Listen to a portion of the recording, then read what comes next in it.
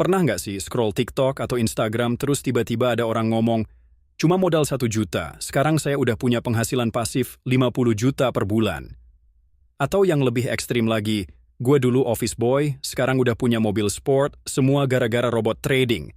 Dan anehnya, penontonnya ribuan, yang like puluhan ribu, yang ikut jauh lebih banyak lagi. Kadang saya mikir, ini medsos makin canggih atau kita yang makin gampang dibodohi. Sekarang, apapun bisa dikemas jadi investasi masa depan. Asal ada influencer yang ngomong cepat, editan videonya keren, dan ada logo-logo asing dikit, langsung deh. Dipercaya mentah-mentah. Padahal kalau kita berhenti sebentar, tarik napas, dan pakai logika, banyak dari investasi yang dipromosikan di medsos itu, ya jujur aja, bodoh. Bukan karena kita yang bodoh, tapi karena itu emang udah didesain biar kelihatan meyakinkan. Namanya juga jebakan, nggak akan dikasih pelang awas tipu-tipu kan? Video ini bukan buat nyinyirin siapa-siapa. Saya cuma pengen kita sama-sama sadar, karena kalau uang udah keburu hilang, yang bilang sabar ya, juga nggak akan ngembaliin kerugian kita. Makanya hari ini saya mau bahas 5 investasi paling bodoh yang sering banget dipromosikan di medsos, supaya kamu bisa bilang tidak sebelum uangmu ikutan hilang. 1. Investasi robot trading bodong. Jujur aja ya, ini salah satu jenis investasi yang paling sering nongol di FYP saya. Biasanya model videonya kayak gini. Ada seseorang duduk santai di kafe mahal, laptop kebuka, grafik-grafik candlestick bergerak-gerak, terus dia bilang, "Gua tidur, duit gua kerja, nggak perlu mikir, semua udah diatur robot, join sekarang sebelum telat." Kelihatannya canggih, profesional, dan gampang banget kan? Tapi coba kita pikir logis. Kalau memang ada robot yang bisa bikin uang jalan sendiri, konsisten untung tiap bulan, bahkan ketika market naik turun, kenapa mereka malah repot-repot jualan robotnya ke kamu? Kenapa nggak dipakai sendiri, diam-diam, lalu pensiun muda?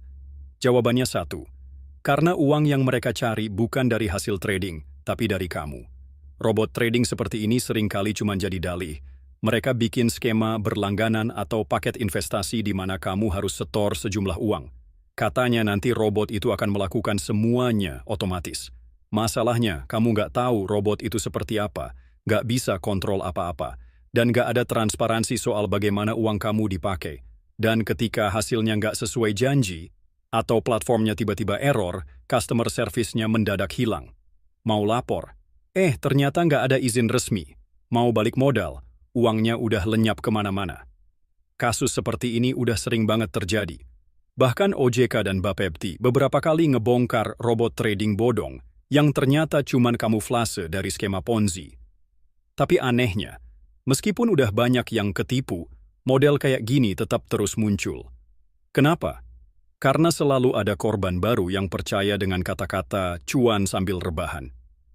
Saya sih nggak anti teknologi ya. Algoritma trading itu ada dan dipakai profesional. Tapi yang bodoh adalah ketika kita nggak ngerti apa-apa. Cuman modal percaya sama kata-kata manis dan gaya hidup mewah palsu di video. Jadi kalau kamu lihat lagi iklan robot trading di medsos, tolong tanya dulu ke diri sendiri. Ini investasi atau ilusi yang dibungkus rapi? 2. Kripto aneh dan token tidak jelas. Kripto itu keren. Teknologi blockchain, desentralisasi, smart contract, semua itu punya potensi besar. Tapi seperti halnya teknologi lainnya, selalu aja ada yang manfaatin buat nyari cuan cepat dari orang yang nggak ngerti apa-apa. Yang lucu, di medsos banyak banget muncul token-token aneh yang kayaknya cuman hidup sehari doang. Namanya lucu-lucu. Ada yang ngikutin nama hewan, ada yang ngikutin meme, bahkan ada yang kayak nama makanan. Dan yang promosiin? Influencer dengan followers banyak. Gaya ngomong meyakinkan, bawa mobil mewah, terus bilang, token ini next Bitcoin.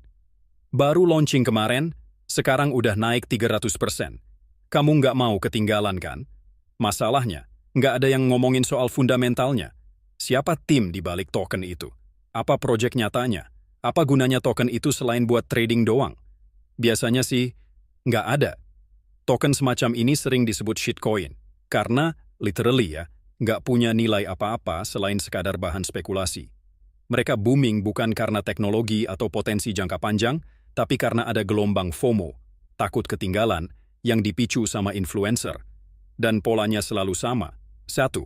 Token baru diluncurkan, digoreng lewat hype medsos. 2. Harga naik gila-gilaan karena orang pada FOMO. 3. Para founder dan early investor jual semua koinnya. 4. Harga anjlok, nilainya jadi 0. 5. Korban? Ya, kamu. Paling ngeselin, pas tokennya udah jatuh, yang promosiin biasanya udah ganti topik.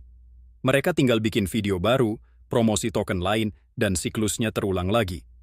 Kamu yang rugi, mereka tetap untung dari sponsor dan affiliate. Saya nggak bilang semua kripto itu bodoh, ya. Tapi kalau kamu beli kripto cuma karena ada orang terkenal yang bilang wajib beli sekarang, itu bukan investasi, itu judi. Dan lebih parahnya lagi, kamu berjudi di meja yang sudah diatur dari awal. Makanya penting banget buat nanya, token ini punya nilai nyata, atau cuman produk instan yang sengaja dibikin buat narik uang orang bodoh? 3. Skema Ponzi berkedok investasi properti atau digital. Kalau kamu pernah lihat iklan kayak gini, gabung investasi properti digital cukup setor 1 juta, dapat passive income mingguan, atau kita bantu kamu punya aset properti di luar negeri tanpa harus beli tanah. Hati-hati, karena seringkali ini bukan investasi, tapi skema Ponzi rasa premium. Mereka biasanya bawa embel-embel teknologi, tokenisasi properti, digital ownership, sertifikat NFT, dan sebagainya. Padahal sebenarnya uang kamu cuma muter di antara anggota-anggota yang gabung belakangan, yang setor duluan, dibayar pakai uang dari anggota baru. Terus begitu terus, sampai akhirnya, ya, runtuh, seperti biasa. Dan yang paling licik dari skema Ponzi modern ini adalah tampilannya yang niat. Ada situs profesional, dashboard yang bisa login, bahkan kadang ada aplikasi khusus. Kamu bisa lihat saldo kamu naik tiap minggu, seolah-olah investasi kamu tumbuh. Padahal itu semua bisa jadi angka bohong yang sengaja dikasih, biar kamu makin percaya. Yang lebih parah lagi, mereka kadang bawa nama-nama besar. Misalnya, investasi ini didukung oleh perusahaan X dari Dubai, atau kerjasama dengan pengusaha real estate di Amerika. Tapi pas dicek, nggak ada bukti valid, cuma klaim sepihak. Dan seperti biasa, begitu orang rame-rame mau tarik dana, websitenya maintenance, CS-nya hilang. Lapor ke pihak berwajib, kantornya aja nggak jelas di mana. Kenapa bisa laku? Karena banyak orang pengen untung besar, tanpa usaha, tanpa mikir.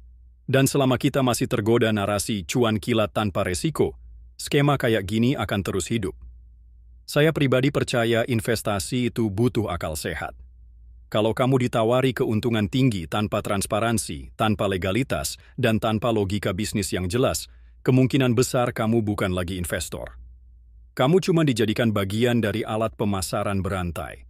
Makanya saya selalu tanya ke diri sendiri sebelum ikut, uang saya beneran diputar buat bisnis, atau cuma jadi umpan buat narik korban selanjutnya? 4. MLM berkedok edukasi keuangan. Nah, ini nih yang makin kesini makin kreatif. Dulu MLM, multi-level marketing, itu identik dengan jualan produk kecantikan atau suplemen. Tapi sekarang, sudah banyak yang berkamuflase jadi komunitas edukasi keuangan. Mereka nggak bilang langsung, gabung MLM kami. Nggak. Mereka bilang, gabung komunitas ini, kita belajar bareng cara atur keuangan dan investasi. Bonusnya, kamu bisa dapat penghasilan pasif. Kedengarannya positif banget kan? Tapi, pelan-pelan kamu mulai ngeh polanya. Ada sistem upgrade keanggotaan. Ada bonus referral kalau ajak teman. Ada peringkat-peringkat dalam struktur, makin tinggi makin kaya.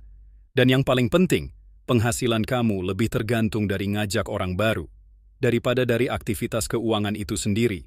Kata-katanya manis, edukasi, komunitas, mindset kaya. Tapi kenyataannya, sistemnya tetap MLM klasik, cuma dibungkus jargon keuangan modern.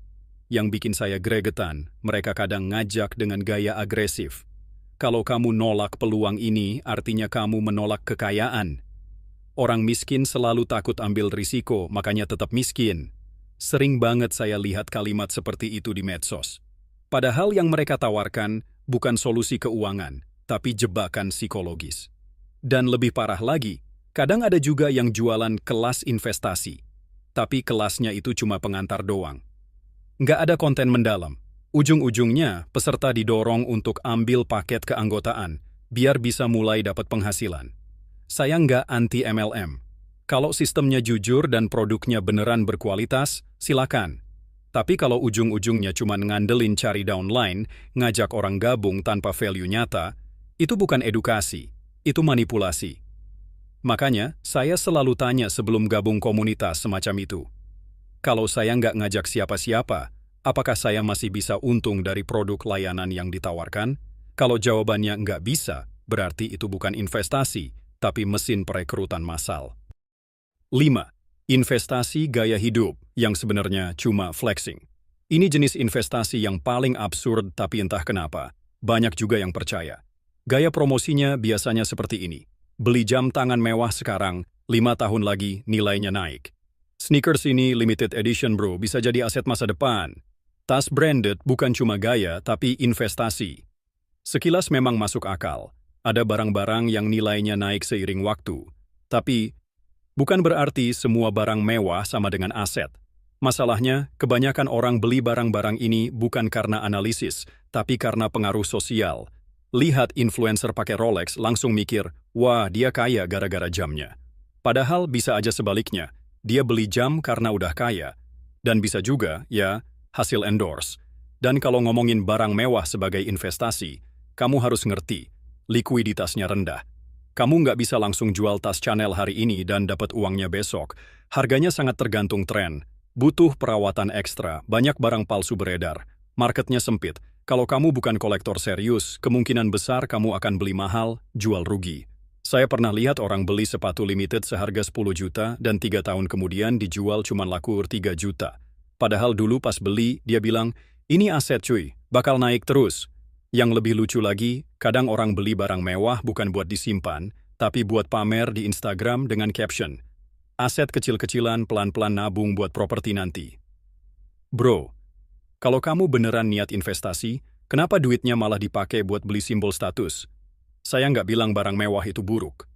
Kalau kamu beli karena suka, karena udah punya dana darurat, portofolio sehat, dan penghasilan aman, monggo. Tapi kalau kamu maksa beli karena ingin terlihat kaya, terus nyebut itu sebagai investasi, jujur aja, itu cuman flexing yang dibungkus ilusi finansial. Investasi itu dasarnya adalah aset yang bisa berkembang nilainya karena produktivitas atau permintaan yang nyata. Kalau aset kamu cuma bisa naik nilainya karena orang lain lebih bego mau beli lebih mahal, itu bukan investasi. Itu spekulasi. Penutup, jangan jadi korban ilusi cuan instan. Gua ngerti kok, di zaman sekarang semua orang pengen cepat kaya.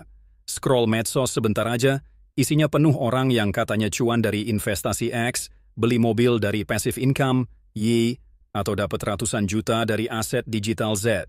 Dan kita yang nonton tanpa sadar mikir, gua harus cepet ambil peluang nih sebelum telat. Tapi justru disitulah perangkapnya. Medsos hari ini bukan cuma tempat berbagi cerita, tapi juga panggung ilusi. Apa yang kelihatan kaya belum tentu bernilai. Apa yang diklaim cuan belum tentu aman. Dari investasi koin receh yang nggak jelas proyeknya, robot trading penuh dusta, Ponzi properti digital, MLM berselimut edukasi, sampai barang mewah yang katanya aset, semuanya punya benang merah yang sama. Mereka bermain di keinginan kita untuk cepat untung tanpa kerja keras. Dan sayangnya, banyak orang pinter pun masih bisa kejebak. Kenapa? Karena kita pengen percaya. Pengen percaya kalau kaya itu bisa instan, kalau cuan itu tinggal ikut tren, kalau resiko bisa dihapus asal ada mentor yang ngajarin. Padahal, kenyataan dunia finansial itu sederhana tapi keras. Kalau kamu nggak ngerti kamu lagi naruh uang di mana, itu bukan investasi, itu spekulasi. Kalau kamu cuma berharap dapat untung dari orang yang gabung belakangan, itu bukan cuan. Itu ngerugiin orang lain. Saya nggak bilang semua jenis investasi yang dipromosikan di medsos itu salah. Tapi kita harus mulai lebih kritis, karena yang namanya uang nggak kenal ampun. Dia bisa bikin hidup kamu naik level, atau hancur berkeping-keping kalau kamu salah taruh. Makanya, sebelum kamu berinvestasi, tahan sebentar. Tanya ke diri sendiri, gue ngerti nggak cara kerja aset ini? Siapa yang untung kalau gue beli ini? Kalau cuannya segila itu, kenapa mereka nyari investor lewat TikTok, bukan lewat institusi besar? Dan yang paling penting, jangan malu buat ketinggalan tren, asal kamu nggak ketinggalan akal sehat. Karena di dunia investasi, kadang yang bikin kita rugi itu bukan ketidaktahuan, tapi keyakinan palsu yang dibangun oleh orang lain, demi keuntungan mereka sendiri. Jadi, yuk lebih hati-hati, lebih realistis, lebih kritis. Karena kaya itu butuh proses, Dan akal sehat itu jauh lebih berharga daripada FOMO.